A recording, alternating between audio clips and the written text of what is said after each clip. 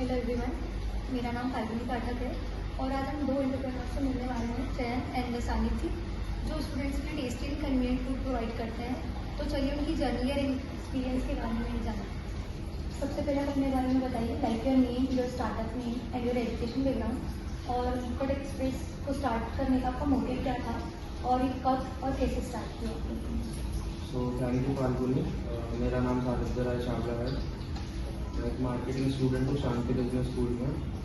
And बुक्कड़ express का idea हमको hostel के मैक्स में से आया था, जो फर्दर आपको चयन एक्सप्लेन करेंगे। So hi Falguni, my name is Chayan. I am currently pursuing PGDM from Shanti Business School. जैसा सानिध्य ने बताया कि बुक्कड़ एक्सप्रेस स्टार्ट करने का आइडिया हमको हॉस्टल से आया था, तो हमने प्रॉब्लम फेस करी थी क्योंकि हमें मेस का फूड अच्छा नहीं लगता था। तो हमने सोचा कि ये प्रॉब्लम सिर्फ हमारे ही साथ में है या फिर और लोगों को भी ये प्रॉब्लम है। तो हमने गूगल फॉर्म निकाला, वहाँ से हमें आइडेंटिफाई हुआ कि 96% बच्चों को ये सेम प्रॉब्लम है। तो हमने सोचा कि इसका कुछ सॉल्यूशन निकालना चाहिए।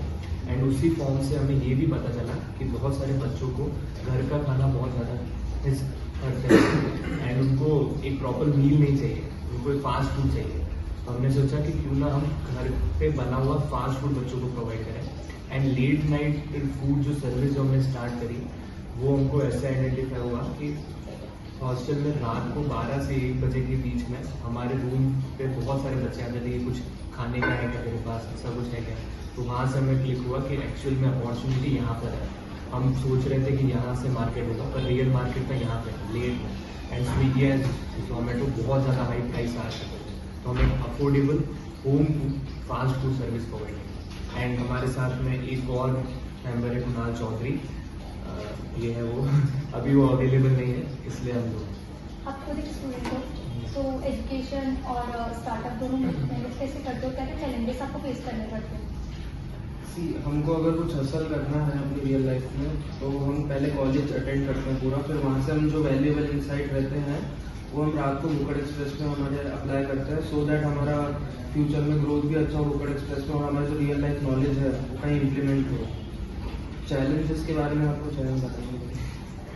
सो रियल चैलेंजेस यही था कि ऑफकोर्स पढ़ाई काफ़ी इफेक्ट होती थी, क्योंकि हम दिन में पढ़ते थे, रात में 1-2 बज जाती थी हमें फूड डिलीवरी करने में, अकाउंटिंग मैनेज करने में।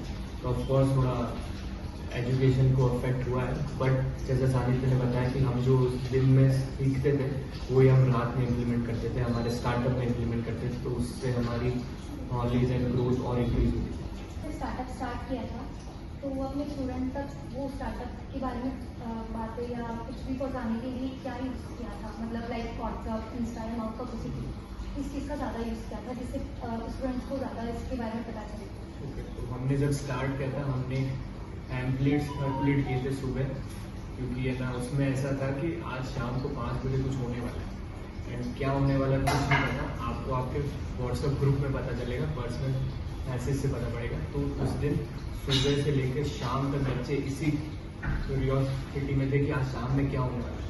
एंड देन जब 5 बजे हमने कुछ भी रिप्लाई नहीं दिया, कुछ भी रिस्पॉन्स नहीं दिया। हमने आधे घंटे और वेट किया ताकि क्यूरियोसिटी बहुत बढ़े, एक सस्पेंस क्रिएट हो। एंड देन हमने एक रील हमारे व्हाट्सएप ग्रुप में अपलोड की थी, एंड वहाँ से हमने ना स्टूडेंट की फर्स्ट मार्केटिंग, हमारी बुक्कड़ एक्सप्रेस की फर्स्ट ब्रांडिंग वहाँ से स्टार्ट करी कि बुक्कड़ एक्सप्रेस क्या है और ये कॉलेज का फर्स्ट स्टार्टअप है। एंड वहाँ से हमने स्टार्ट किया। तो जैसे आपने जब स्टार्टअप स्टार्ट किया था, तो स्टूडेंट्स का आपको सपोर्ट कितना मिला था, स्टार्टिंग में कम मिला था या ज़्यादा मिला था, और लाइक मतलब जब आपने स्टार्टअप स्टार्ट किया था, तो आपको ऑर्डर्स किस टाइम पे ज़्यादा मिलते थे, लाइक दिन में या रात में। तो जब हमने स्टार्टअप स्टार्ट किया तो सपोर्ट तो इतना अच्छा मिला, हम इतने ग्रेटफुल हैं स्टूडेंट्स के लिए कि हमारे सीनियर्स भी जो थे वो काफ़ी अच्छे थे इस चीज़ में, कि उन्होंने बहुत सपोर्ट किया कि अपना ही स्टार्टअप है ऐसा समझ के उन्होंने हमको भी आगे हेल्प करी। एंड इनफैक्ट जूनियर्स भी जो अभी आया है बहुत अच्छे सपोर्टिव हैं, एंड बहुत अच्छा लगता है उनसे, मतलब ऐसा कि जब वो ऑर्डर करते हैं एंड हमको सपोर्ट भी करते हैं। तो जो मैक्सिमम ऑर्डर जो हमारे पास आते हैं वो 11:30 से 1 बजे के बीच में आते हैं, क्योंकि मैक्सिमम बच्चों को भूख उसी टाइम लगती है। तो जैसे आपने बताया कि आप रात में डिलीवरी ज़्यादा करते हो, तब तो क्या क्या चैलेंजेस फेस करने पड़ते, लाइक प्राइस काफ़ी इशू होता है या कभी बारिश हो जाती है या स्टाफ प्रॉब्लम एक्सेट्रा, तो कैसे मैनेज करते हैं? प्रॉब्लम्स तो काफ़ी आई थी, बट फिर वही उन प्रॉब्लम से भी ज़्यादा मज़ा आता है बिजनेस करने में। सम प्रॉब्लम्स लाइक हम जो होम कुक फूड लाते हैं, ये हमारी सर्विस 1 बजे तक होती है। हमारी जो आंटीज जो घर पे खाना बनाती है, उनको सबसे ज़्यादा प्रॉब्लम फेस होती है कि वो 1 बजे तक जाग कर हमारे लिए खाना बनाते हैं। तो वो सबसे बड़ी प्रॉब्लम थी, उनको कन्विंस करना रात में 1 बजे तक फूड बनाने के लिए, वो बहुत डिफिकल्ट था। एंड डिलीवरी के टाइम कभी टायर पंचर हो जाना, कभी फूड देर से आना, कभी लाते लाते थोड़ा ठंडा हो जाना, एंड कभी हम स्लिप भी हो गए, बहुत बार हम गाड़ी चला रहे वो स्लिप भी हो गए, कभी कुछ होगी, कभी टेस्ट अच्छा नहीं लगता तो कस्टमर कंप्लेन करता है कि तुम्हारा टेस्ट खराब है।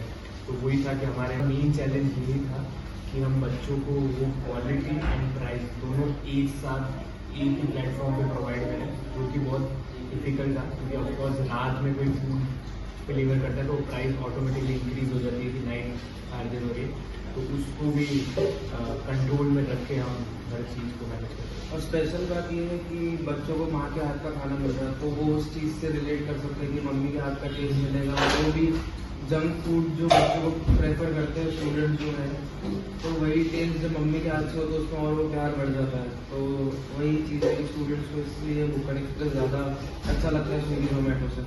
भुक्कड़ एक्सप्रेस एक इमोशन डिलीवर करता है कि आपकी माँ की तरह ही कोई माँ आपको फूड दे रही है, इस टाइप का। क्या आपने कभी स्टूडेंट्स के लिए कॉम्बो ऑफर या डिस्काउंट रखे जिससे स्टूडेंट्स और अट्रैक्ट हैं? स्टूडेंट्स के लिए हमने कभी ऐसे कॉम्बो ऑफर ऐसे सच रखे नहीं है, बट हमारा जो प्रोडक्ट है जो हम ऑफर करते हैं स्टूडेंट्स को, इतना सुपीरियर है और इतना अच्छा है माँ के हाथ का खाना जो मैं बोला भी, तो स्टूडेंट्स को ऐसा वो देखते भी नहीं कि कितना प्राइस है, क्योंकि उनको जो टेस्ट है वो चाहिए, वो मिल रहा है। तो कॉम्बो ऑफर करके उसको थोड़ा अपने कॉम्प्लिकेट नहीं करते, तो जो है स्टूडेंट्स को चाहिए माँ के हाथ का खाना वो उनको मिल रहा है, तो वही बेस्ट है। एंड हम मार्केटिंग बहुत करते रहते हैं, हमने बहुत सारे इवेंट्स भी करवाए कॉलेज में। इवेंट्स एज सच हमने खुद से इवेंट नहीं कराए, कल्चर हमने बनाने की ट्राई की कि भुक्कड़ एक्सप्रेस एक कल्चर क्रिएट करे जो हर स्टूडेंट से रिलेटेबल लगे, एंड हमने वो डे 1 से हमने उसी पे काम करना स्टार्ट किया।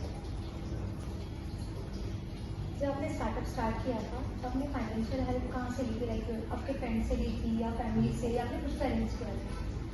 जब हमने स्टार्ट किया था तो हमने कोई इन्वेस्टमेंट नहीं किया था, जीरो इन्वेस्टमेंट था। ना हमारे पास इतनी पॉकेट मनी आती थी घर से, ना हम घर से मांग सकते थे, तो मैंने बिल्कुल जीरो इन्वेस्टमेंट से किया था। मेरी स्ट्रैटेजी ये थी कि जिन वेंडर से हम फूड परचेज कर रहे हैं तो मैं उनसे ज़्यादा था फूड परचेज करना था, और पर डे का जो भी अमाउंट बनता था वो मैं उनको, मेरे को जब अमाउंट रिसीव होता था स्टूडेंट से और इनसे, फिर मैं उनको पे करता था। तो मेरा ऐसे कोई कॉस्ट नहीं आती थी, सिर्फ नॉर्मल स्टिकर्स वगैरह की, ये स्टिकर्स हमने प्रिंट करवाए थे तो बस इसकी कॉस्ट थी। तो अराउंड 400 रुपीज़ मैंने इन्वेस्ट किए थे, मतलब हमने इन्वेस्ट किए थे, एंड बस वहाँ से स्टार्ट किया। सो आपका जो फूड है भुक्कड़ एक्सप्रेस का, सो आपने उसकी प्राइसिंग कैसे रखी थी? लाइक स्टूडेंट्स को देखकर रखी थी या प्रॉफिट मार्जिन देखकर रखी? हमारा जो टारगेट सेगमेंट है वो हॉस्टल के स्टूडेंट्स ही हैं, सो अब अगर हम उनकी मेंटालिटी से देखें तो उनको बजट फ्रेंडली फूड ऑप्शन चाहिए रहते हैं। सो हमारी प्राइसिंग उनके बेसिस पे ही आई थी कि जो वो अफोर्डेबल लगे एंड जो उनको इतना परेशान ना करे प्राइसिंग, क्योंकि स्विगी और जोमेटो पे रात को रेट बहुत हाई रहते हैं, मतलब 2.5 टाइम्स हमारे फूड से रहते हैं। सो हम एक अफोर्डेबल ऑप्शन बन के आए हैं स्टूडेंट्स के लिए भुक्कड़ एक्सप्रेस के तरफ। तो आपने को स्टार्टअप स्टार्ट किया था तो आपको स्टार्टिंग में प्रॉफिट हुआ था या लॉस? मतलब स्टार्टिंग से ही प्रॉफिट अर्न कर रहा है लॉस? भुक्कड़ एक्सप्रेस स्टार्टिंग से ही एक प्रॉफिटेबल स्टार्टअप है, और स्टूडेंट्स का भला हो और उनको अच्छा फूड मिले, यही हमारा एक मोटिव है। प्रॉफिट तो हम बना लेंगे, साथ में रहेंगे तो हमारा प्रॉफिट तो आएगा ही, और लॉन्ग टर्म सक्सेस के लिए हम देखते हैं। एंड स्टार्टिंग में हमने जो प्राइसिंग सेट की थी वो हमने हमारा प्रॉफिट मार्जिन ना देख के स्टूडेंट को हम क्या बेनिफिट कर सकते हैं, स्टूडेंट के लिए क्या अच्छा है, उसके अकॉर्डिंग हमने प्राइसिंग सेट की थी, ताकि बच्चों को एक अफोर्डेबल प्राइस में अच्छा फूड मिल सके। तो हमारा मोटिव वही था कि ऐसा पहले समाज सेवा फिर कमाई कर ले। सो आपकी मंथली जो इनकम होती है अप्रॉक्सीमेट एवरेज, अगर आप कंफर्टेबल हो तो आप शेयर? मंथली इनकम अगर आप पूछे तो हमारी हो जाती है, जैसे कि भुक्कड़ एक्सप्रेस का हमारे पास 3 महीने का रनवे है, अगर कहीं से इन्वेस्टमेंट नहीं, दाल चावल हम खा, दाल चावल रोटी दाल और चावल थोड़ा हो वॉफल जाता भी है। खा लेते हैं, बार में कितना हो जाता हो है? जाता है हमारा एसेट्स, हमारा जो ग्रॉस मार्जिन है वो हमारा 15 to 20% है अभी एसेट्स नहीं। प्रॉफिटेबल है आपका? अभी करंटली प्रॉफिटेबल है हमारा। That's good for your business also. हाँ ठीक क्या आप फ्यूचर में बुक एक्सप्रेस को एक्सपांड करना चाहोगे? है और नहीं चाहिए। कैसे? अभी हमारा जो करंटली हमारा जो प्लेटफॉर्म है ऑर्डर जहाँ से करते हैं बच्चे हुए व्हाट्सएप बिजनेस पे होता है, तो ऑफकोर्स फ्यूचर में हमको एक साइट पे जाना है जहाँ से उनको कंफर्टेबल भी हो और कन्वीनियंट भी हो कि वो इजीली ऑर्डर प्लेस कर सके। एंड करंटली हम अभी हमारे कॉलेज एंड प्लस 3 किलोमीटर्स के अंदर अंदर ही सर्विस प्रोवाइड कर रहे हैं। ऑफकोर्स फ्यूचर्स में हम और हॉस्टल्स में एक्सपेंड करना चाहेंगे, पीजीज में एक्सपेंड करना चाहेंगे कि हर स्टूडेंट को एक घर पे बना हुआ अफोर्डेबल फूड प्रोवाइड हो। हमारा मोटिव यही है कि हर बच्चा कम बजट में हेल्दी हाइजीन फूड खाए। आपने अपने स्टार्टअप में से कौन सी गलतियाँ की है जो आप आगे वाले स्टार्टअप को स्टार्ट करने वाले हैं उनको बताना चाहोगे कि वो भी गलती ना करें? स्टार्टअप में हमने जो गलती करी है वो काइंड ऑफ ऐसा है कि म्यूचुअल अंडरस्टैंडिंग जो है हम लोगों के बीच में वो थोड़ी अच्छी होनी चाहिए, क्योंकि आप जो स्टार्टअप में हो वो लॉन्ग टर्म विजन के लिए देखते हो, अब 1-2 दिन का नहीं करने का सोचते हो। तो म्यूचुअल अंडरस्टैंडिंग पार्टनर्स के बीच में रहनी चाहिए कि वो कैसे प्ले करने वाले हैं, क्या उनके रोल होने वाले हैं, क्या उनकी पोजीशन होने वाली है। सो एक वो रहता है। और दूसरा, अगर आप स्टार्टअप में हो तो आपको उधर 100% देना पड़ेगा, क्योंकि अगर आप उसको ग्रो ढंग से करना चाहते हो तो आपको उसको बेबी की तरह करना पड़ेगा, तो उसको नर्चर करना पड़ेगा, फिर वो आपको बड़ा होगा, फिर वो आपको अच्छा रिजल्ट देगा।